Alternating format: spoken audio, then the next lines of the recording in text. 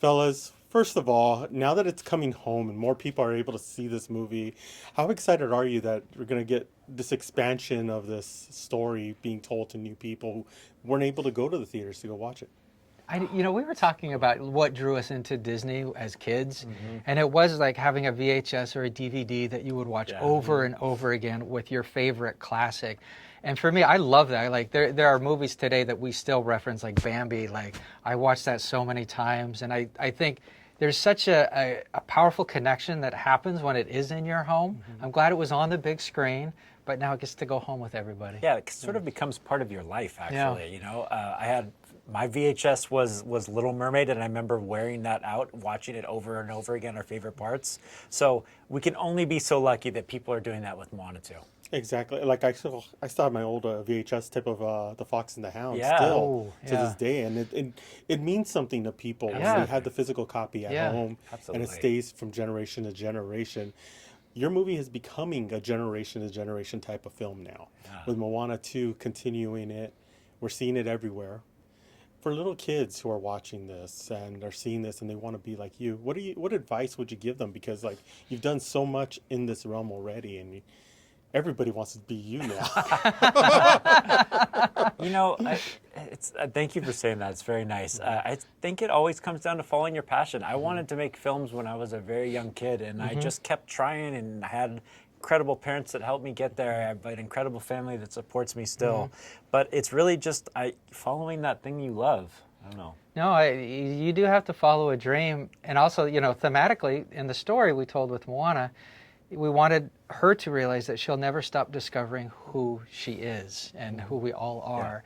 And I think like going on that creative journey and pushing yourself to continue to discover more that you have to offer. I think a lot of us, might be hesitant or timid, to share our art or stories. And I would say just be bold and go for it. And you learn from your mistakes and you learn from your successes. Exactly. And one thing we talked about this in November about a possible attraction. Want to ask your thoughts on this because we didn't get to talk to you. Yeah.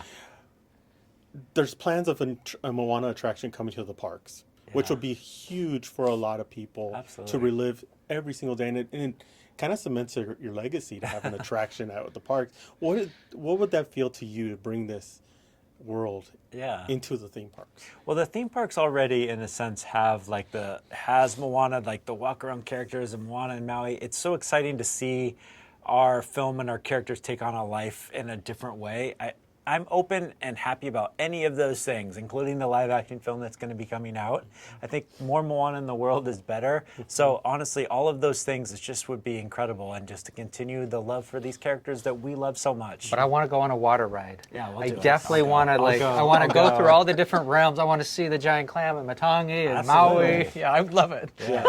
Well, and that's the thing. It's like you get to play in a story that can go anywhere, and we're seeing that with the live action now. Yes. And with this experience now with Disney Plus and everything, it's really going to build the fan base even more. Yeah, I like how you think. This is great. Yeah, more of that.